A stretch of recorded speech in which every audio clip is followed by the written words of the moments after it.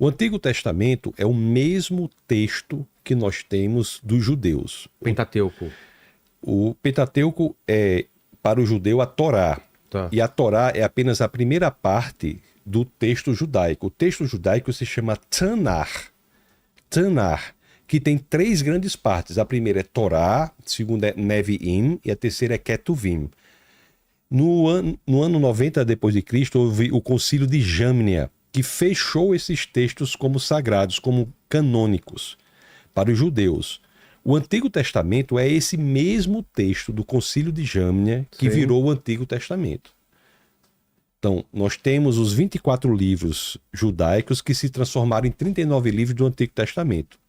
Como é que 24 livros se transformam em 39? Porque eles são mais bem divididos nos 39 livros do Antigo Testamento. Sim. Então, o Antigo Testamento nosso é o livro que foi fechado no Concílio de Jâmnia. A Igreja Católica tem 10 textos a mais, que dão 7 livros a mais a esse conjunto de textos e mais acréscimos a Esther e Daniel. Ah, tem versículos a mais? Tem 7 livros a mais e mais acréscimos ao livro de Esther e Daniel. São isso eu não 10 sabia. textos a mais. Mas assim, a Bíblia do Antigo Testamento, que é fechada no Concílio de Jâmnia, que é a Bíblia evangélica, É igual? está contida na Bíblia Católica. A Bíblia Católica é esse Antigo Testamento mais 10 textos. Esses 10 textos Vou dar um exemplo. eclesiásticos dá 7 livros a mais e acréscimo a Esther e Daniel. Esse é o Antigo Testamento. O Novo Testamento foi gradativamente sendo reconhecido pela comunidade como inspirado. E alguns concílios mesmos reconheceram o que a comunidade já havia reconhecido. Então se formou o Novo Testamento.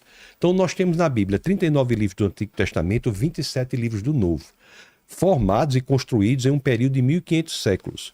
O que é impressionante, Vilela, é que eles foram escritos por cerca de 40 autores. Dos 40, 31 escreveram os 39 do Antigo Testamento e 9 escreveram os 27 do Novo. Em 1500 anos, meu querido. Eu escrevo um livro meu sozinho. Quando eu olho para o livro, às vezes encontro dificuldades e contradições que precisam ser melhoradas. Eu imagino você analisar um texto que é escrito, 39 livros do Antigo Testamento, 27 do Novo, num período de 1500 séculos, por cerca de 40 autores, e você não vê nenhuma contradição. Há contradições aparentes, dificuldades para as quais há respostas. Isso é por si só algo impressionante. Então, a Bíblia é um documento único e, devo dizer mais, escrito por autores dos mais diversos repertórios, das mais diversas origens. Houve livros escritos por reis, como é Davi, Salomão, livros escritos por filósofos, como é Paulo. Paulo era uma pessoa de uma grande capacidade intelectual. Paulo estudou aos pés de Gamaliel e ele, Gamaliel, era neto de Hilel, o fundador da maior escola judaica de todos os tempos. Você tem livros escritos por pescadores, livros escritos em estilos literários totalmente diferentes. Você pegar, por exemplo, o livro de Atos, professor Vilela, que foi escrito por Lucas, que foi quem mais escreveu no Novo Testamento em quantidade de texto. Lucas escreveu o Evangelho de Lucas e Atos. O livro de Atos tem 84 fatos que são provados pela história ou arqueologia. Então nós estamos falando de um documento único, incomparável. O livro de Atos é essencial para o entendimento da Ásia Menor. É um livro de história profundo. É o livro, inclusive, que fala do nascimento da igreja. A igreja nasce em Atos 2, em Pentecostes, a igreja cristã. Então, aquele documento é um documento incomparável. Eu digo mais, o Antigo Testamento ele é muito resguardado porque o judeu é o povo do livro. Então, o judeu ele resguardou o texto, porque a unidade do judeu se dá pelo texto. Não havia Israel, né? Israel foi fundado em 1948. Recente pra caramba. Recente, né? Inclusive com a presidência de um brasileiro, Oswaldo Aranha. O Oswaldo Aranha. Não foi? Que o voto de Minerva. Minerva foi dele, né? Então, veja bem. Então, você tem o Antigo Testamento, que é um texto extremamente resguardado pelos judeus. Mas o Novo Testamento também, professor Vilela, se nós formos analisar, ele é impressionante. Pelo seguinte, porque uma coisa é saber se o texto diz a verdade. Outra coisa é saber se o texto que nós temos hoje é o mesmo texto que foi escrito lá atrás. E aí? Como saber isso? Como é que nós sabemos que o texto diz a verdade? Várias formas. Uma das formas de saber como o texto diz a verdade é ver se ele se expõe à investigação. No caso do cristianismo, claramente, é um texto que se expõe ao escrutínio, à investigação. Se você pegar a primeira epístola aos Coríntios, no capítulo 15, no verso 14, que é escrito pelo apóstolo Paulo, ele diz assim, ó: se Cristo não ressuscitou, é vã a nossa fé, é vã a nossa pregação.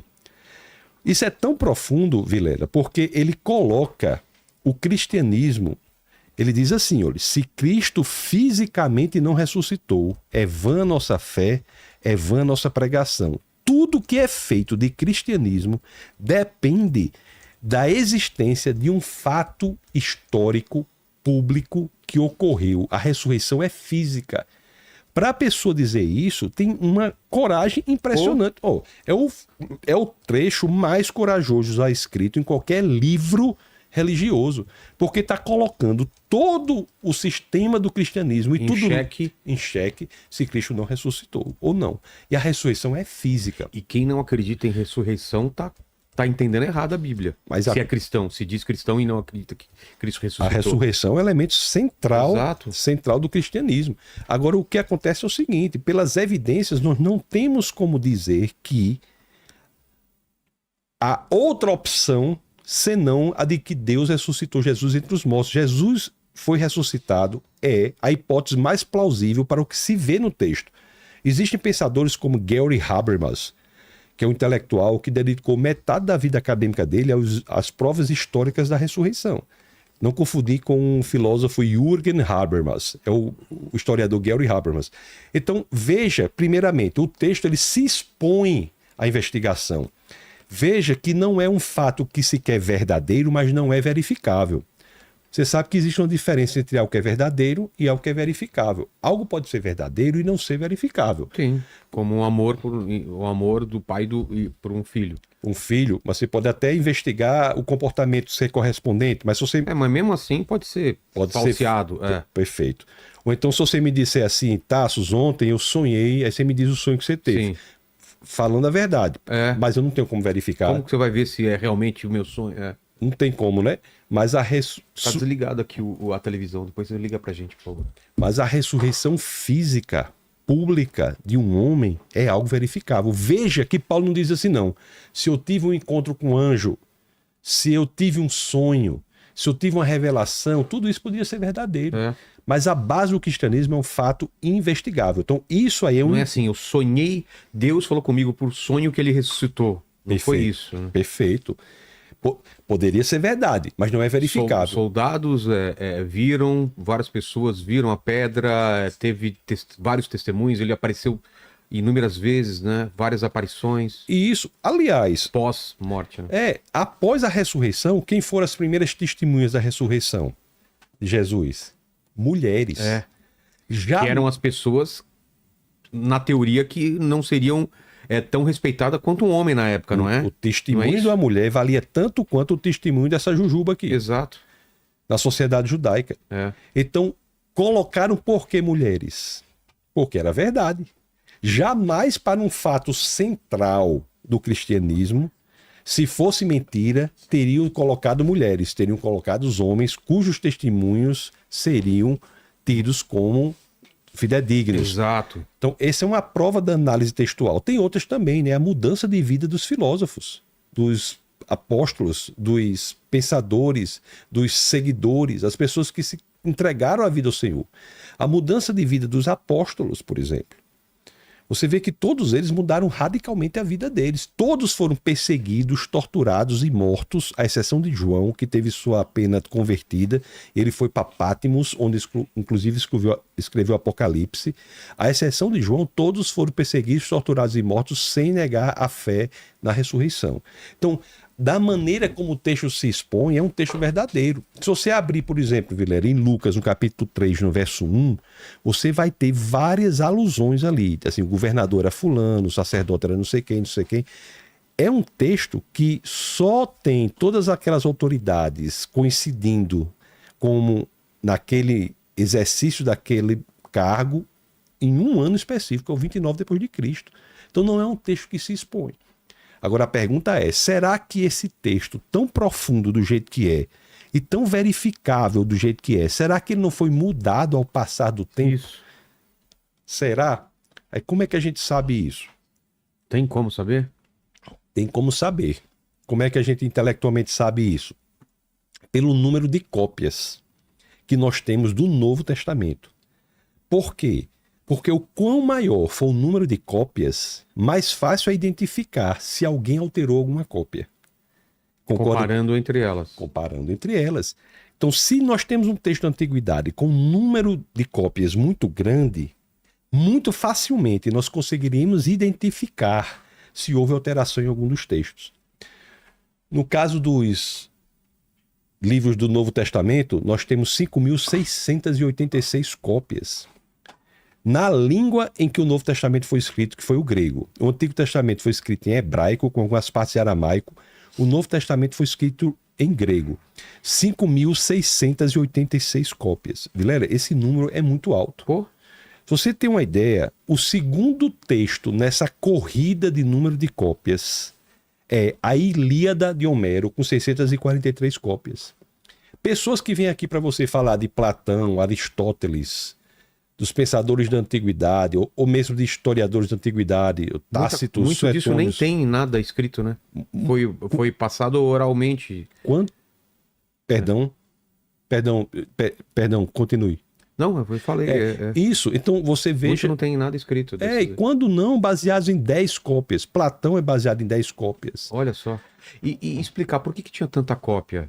Porque era a maneira que era feita para expandir a mensagem. Agora, quem faziam essas cópias? Eram os cristãos, da igreja? Os cristãos. Agora, veja bem, eram cópias que eram feitas contra a determinação imperial. Não podia? Diocleciano, no ano 303 depois de Cristo, determinou que todas as cópias encontradas fossem destruídas e os cristãos mortos. E por que isso? Porque queria proibir a expansão do cristianismo, atacar o cristianismo. Você assistiu O Nome da Rosa? Assisti, há muito tempo assisti. Que tem lá, no mosteiro e eles estão fazendo cópias, né? Isso, os copistas. Os copistas. Então, 5.686 cópias garante que o texto que está ali foi o mesmo que foi escrito atrás. E, aliás, Vilela, se você pegar essas 5.686 cópias e colocá-las uma ao lado da outra, elas são 99,5% dos casos idênticas. Isso é um recorde também, porque em textos da antiguidade, a coincidência se dá em torno de 90%. 99,5% dos casos. Do 0,5% de discrepância desses textos, 80% dessa discrepância, 80% do 0,5% de discrepância diz respeito unicamente à ortografia. E nenhum ponto toca em uma assertiva ou doutrina alguma central coisa que seja essencial, do cristianismo. Tá. Nada. E outra coisa também, nós estamos falando de 5.686 cópias que facilitam o acesso ao que estava no original. Por quê? Porque pela sobreposição das cópias, você tem a informação que está na rasura do outro. É como uma meia furada, professor Vilela. Se o senhor tiver uma meia furada e quiser usá-la, você usa duas meias furadas. Porque... dificilmente um furo vai estar exatamente onde está outro furo. Perfeito. Gostei desse. Então, não vou jogar mais as meias furadas fora. Não, guarde-as numa gaveta específica para este fim. Tá. E o senhor usa duas meias furadas, o furo não vai cobrir, não vai estar no mesmo lugar de outro furo e o problema vai ser resolvido. Entendi. A mesma coisa é a quantidade de cópias. Que maravilha essa. Então é o livro mais confiável que existe.